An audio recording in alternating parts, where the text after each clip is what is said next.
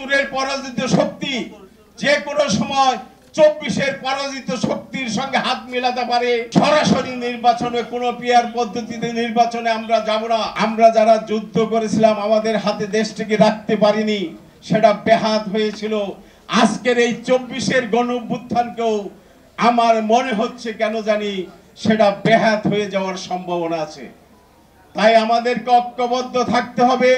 আমরা যদি ঐক্যবদ্ধ থাকতে না পারি, ওই ভারতে বসে যারা দিল্লিতে অফিস খুলেছে, পশ্চিমবঙ্গে অফিস খুলেছে, আপনারা দেখেন গতকালকেও পরশুদিন আমেরিকাতে একজন উপদেষ্টার উপস্থিতিতে কিভাবে সেখানে আমার দেশের একজন রাষ্ট্রের প্রতিনিধির উপর হামলা করলো।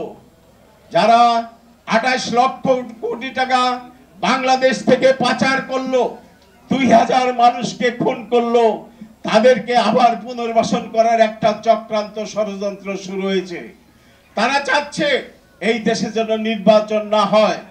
কারণ এই যে পরিচয় দিচ্ছেন আমি তো নির্বাচিত প্রধানমন্ত্রী, এখনো পরিচয় দেন, লজ্জা শরমের বালাই নেই।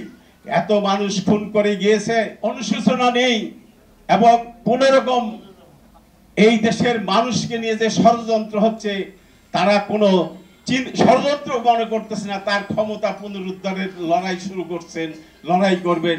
আপনারা দেখছেন 2 দিন আগে 300 লোকের মিছিল এখানে এই গুলিস্তানে হয়েছে। আপনাদেরকে সজাগ থাকতে হবে এবং এই ফেব্রুয়ারি নির্বাচন বিরুদ্ধে যত ষড়যন্ত্র হবে, এই ষড়যন্ত্রকে আমাদেরকেই মোকাবেলা করতে হবে। জেনএক্সে শিফট করো, লাইফকে লিফট করো। এই ষড়যন্ত্র মোকাবেলা করে সরাসরি নির্বাচন, যারা পিয়ারের কথা বলে নির্বাচনকে বানচাল করার চেষ্টা করছেন, আপনারা ঐক্যবদ্ধ থাকুন।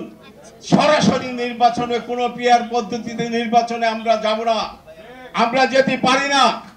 আমরা ওই দক্ষিণপন্থী 71-এর পরাজিত শক্তি যে কোনো সময় 24-এর পরাজিত শক্তির সঙ্গে হাত মেলাতে পারে, যেটা অতীতের রেকর্ড আপনারা দেখেছেন।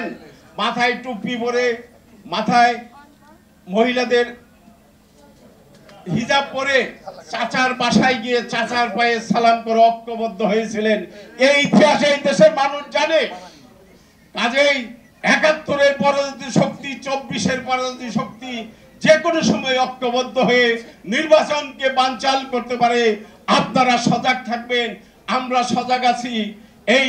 আমরা সুষ্ঠু নির্বাচন ফেব্রুয়ারিতে আমরা এই দেশে করব।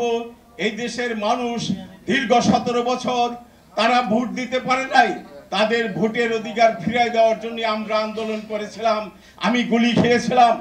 এই ভোটের অধিকার মানুষের মাঝে আমরা ফিরিয়ে দিব এবং এই দেশকে একটি সুখী সমৃদ্ধশালী দেশ গড়ে তুলব।